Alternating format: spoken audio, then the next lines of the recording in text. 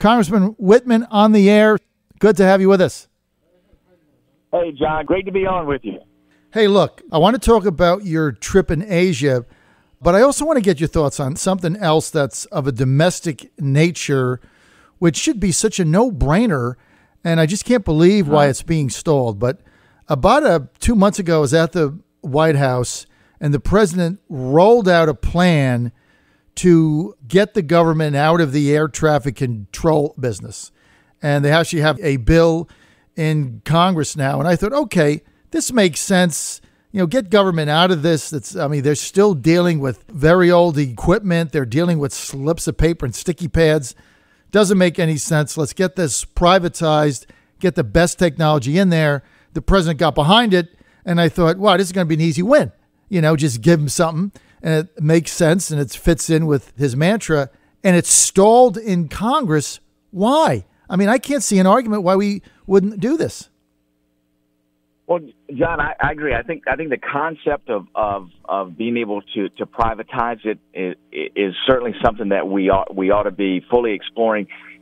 Some of the concerns that I have that haven't been fully addressed yet are the elements about how the system, as it would transfer to the private sector, would interact with the control of military aircraft. As you know, those aircraft right now don't have transponders on them.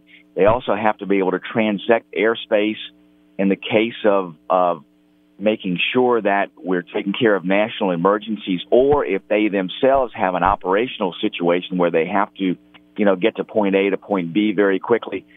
There's not a clear line of authority, as there has been now with the FAA and the Department of Defense, that has been defined in this law as to what would be the responsibility of the private entities and how they interact with the Department of Defense. And to me, that's a big issue. And I've been working with folks to try to work out language to make sure that it's clear and unequivocal what priorities take place, and that we don't end up with a situation where somebody in the company that would take this over says, "Oh no, we can't allow this aircraft to get into this airspace or to transect this airspace." So I think it's some of those things that need to be worked out. I think that they can be worked out, but short of that, these things are, in my mind, issues of national security, and we have to have clear lines of authority to make sure that the priority is the Department of Defense use of that airspace. And it happens right now. It's just, how do we make sure that the statutory clear lines of authority are there when you transfer this over to a private entity? Because it's different when the private entity is there versus, now the air traffic control system under the FAA. So I've talked to several congressmen around the country that are concerned about it. So I went back to the White House and I'm like, look, these are the concerns. You got to fix the language. And then I got a letter by General Mattis, Defense Secretary Mattis, in favor of this. So, you got your head guy in favor of it, who's the Department of Defense, and a General Secretary of Department of Defense. He's in favor of it. And he kind of outlined it in a letter they sent to me. So where's the disconnect? If Mattis is in favor of it, what's the issue?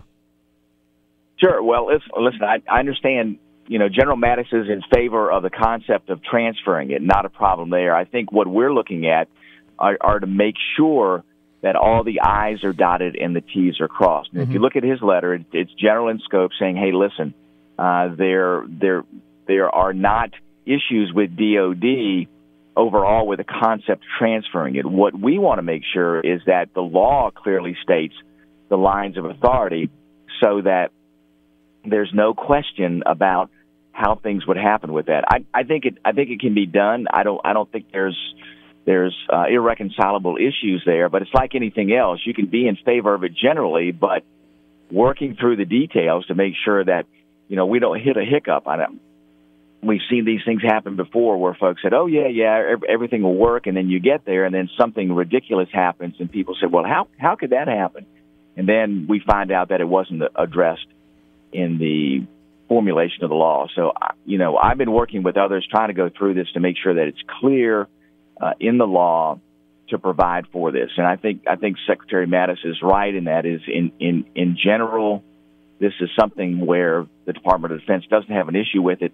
It's up to us, though, to make sure that there are no hiccups or problems in the details of this, to make sure that it clearly happens in ways where Department of Defense has priority when these decisions are being made. All right, so Chairman Wittman, it sounds like you're saying you're in favor of it conceptually.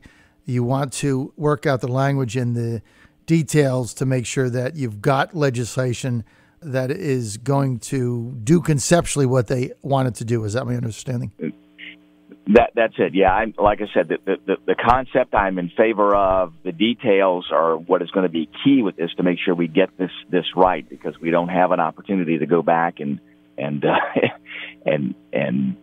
try to fix these problems after there's potentially an issue. And I've talked to a number of folks within DOD, with all the service branches, especially in the aviation realm, the folks that deal with this on a daily basis, and working with them to try to determine, how do we address this in the legislation is what we're working on right now. And I think that those things can be worked out, but it's up to us to make sure we get it right.